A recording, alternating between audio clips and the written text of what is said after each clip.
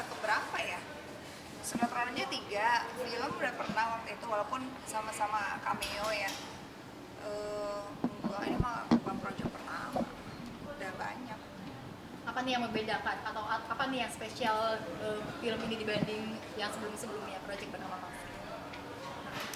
Semua project spesial ya, nggak harus sama Maxim terus jadi spesial ya, karena kalau profesional dan pribadi harusnya nggak jadi satu gitu. Dan menurut aku semua project yang aku kerjain spesial banget gitu, karena I really need to love the script, the character that yang akan dimainkan gitu. Jadi aku rasa sih semuanya spesial sih.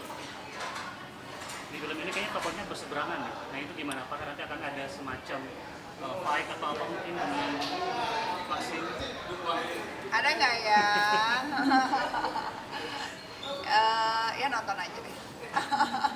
Rasa tantangan menjadi Gundik ini apa sih? Tantangannya sih bukan jadi maksudnya bukan kata-kata Gundiknya yang menjadi tantangan, tapi si karakter Gundik ini, Nyai ini itu yang menurut aku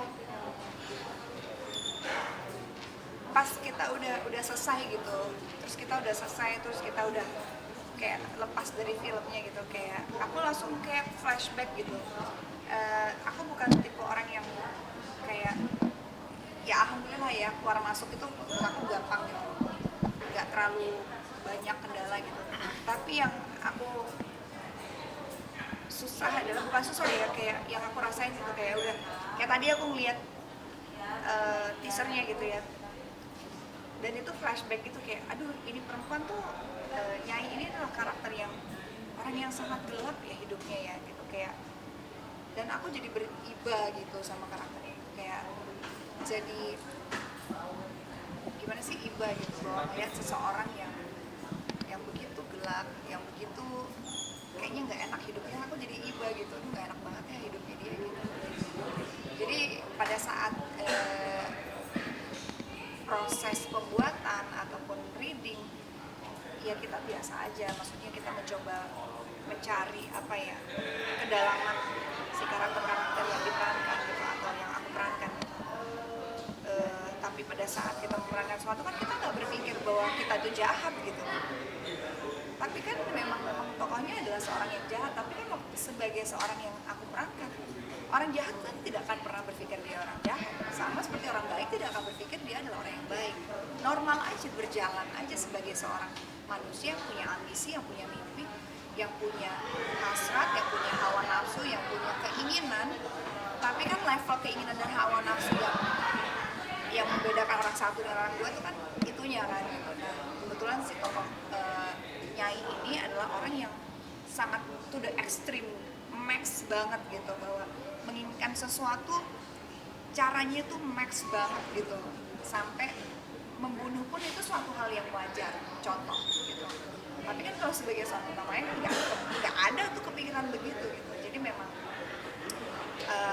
kesulitannya memang itu gitu, membuat si karakter ini berpikir dan bertindak ekstrim itu karena bertentangan dan berseberangan dengan seorang namanya. Jadi itu yang harus kita singkirkan namanya dan masuk ke situ, itu nggak gampang. Scene terberatnya apa kali? Scene terberatnya sebenarnya scene-nya aku nggak terlalu bilang itu semua berat. Yang berat adalah harus di lokasi syuting dari pagi sampai ketemu pagi. Akuin itu berat karena to be honest, aku nggak punya tenaga seperti aku di umur 20-an lagi yang bisa nggak pulang. Kita 36 jam syuting, kalau zaman dulu kan sinetron gitu, kita bahkan film kita dari jam 6 pagi sampai jam 6 pagi lagi 24 jam di lokasi, itu udah nggak punya energi dan aku rasa itu udah nggak sehat dan itu tidak dibenarkan by rules and by law. Itu tidak dibenarkan untuk bekerja seperti itu, maksudnya. Jadi jangan pernah berpikir kayak gila ya Luna sekarang manja gitu, ada jam kerja, kalian aja ada jam kerja, masa kita sebagai aktor nggak boleh meminta hak kita gitu. Jadi itu sih yang paling melelahkan gitu buat aku gitu, karena ternyata tenaga kita nggak sehat. Emang syutingnya seberat itu kan film ini? Karena shotsnya banyak banget kan, dan memang waktu itu kejadian kita syuting pagi pulang pagi itu sampai jam 11 pagi gitu.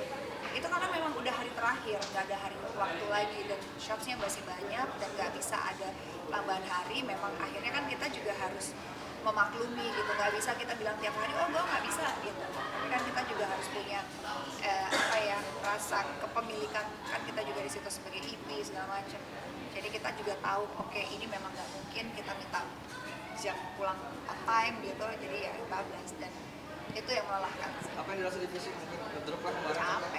Capek lebih capek gimana sih kalau orang capek secara performa juga pasti menurun ya gitu. Jadi buat aku sih pentingnya istirahat itu karena kita juga pengen performance kita tuh baik dan bagus gitu, dan itu butuh tenaga, butuh sangat energi yang besar gitu. Jadi kadang-kadang orang berpikir bahwa sebagai aktor tuh enak, glamor gitu, tapi capek gitu karena garda depan orang cuma akan melihat permainan lo bagus atau enggak, tapi kan nggak akan melihat kenapa dia permainannya jelek, kenapa itu nggak akan dipertanyakan.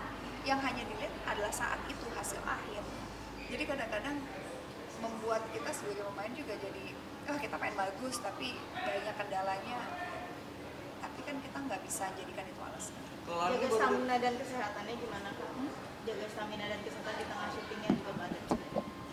Ya bawa makanan dari rumah, buat makanannya yang oke gitu. Terus kalau ada waktu break, ya dicoba untuk istirahat, dipakai sebaik mungkin untuk istirahat lah gitu. Nah, kalau ini baru berasa ini project ini kan atau sebelum-sebelumnya udah pernah ngerasain hal serupa? Apa tuh? Lawan-lawan yang kayak gitu. Jadi semua project mah capek. Nggak ada cuma satu project capek, yang lain enggak gitu.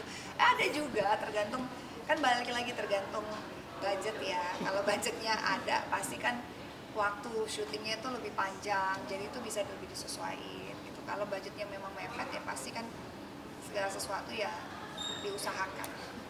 Kak, kalau lagi capek itu ada momen ngeluh ke Maxim nggak sih Kak, mungkin kayak di satu lokasi syuting kalian? Nggak ke Maxim sih, ke produksi saya ngeluhnya. Ngapain ke dia nggak bisa memberikan solusi. Paling cuma mendengarkan aja kan, pasti kan harusnya ke produksi dong. Nggak Atau bisa gini dong.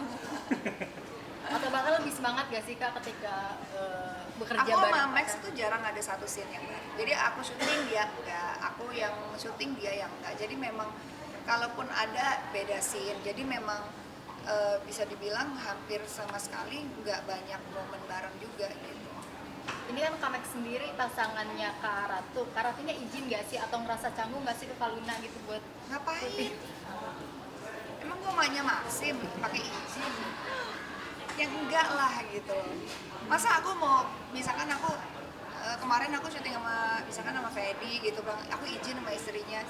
Kan enggak dong. Itu kan udah maksudnya profesi gitu. Dan ini yang maksudnya aku pikir harus dibiasakan lah. Kalian juga reporter udah tahu lah. Jangan cuma sekedar mencari berita dan headline, tapi membuat sesuatu hal yang profesional tuh jadi dicampur adukan gitu. Itu kan tugas kamu yang bagaimana mempertanyakan atau menanyain suatu pertanyaan yang normal atau enggak gitu. Jangan cuma sekedar kayak bumbu nih pacaran tanya ini deh. Tapi kan it's something menurut aku tuh kayak masa gue nanya gitu kayak kamu sama teman-teman wartawan kamu mau keluar kota sama rekan ini kamu ditanya nggak sama suami gitu pacar gitu, aku mau pergi ya meliput gitu, siapa ya teman-teman wartawan lah gitu. Kan itu satu profesi gitu, jadi itu namanya profesionalisme gitu. Jadi kamu tidak perlu mempertanyakan aku harus izin atau ini, saya mah bebas ya. Kak, berarti di sini sebagai executive producer juga Kak? Ya. Ya, draft yang beberapa nih Kak, yang jadi IP.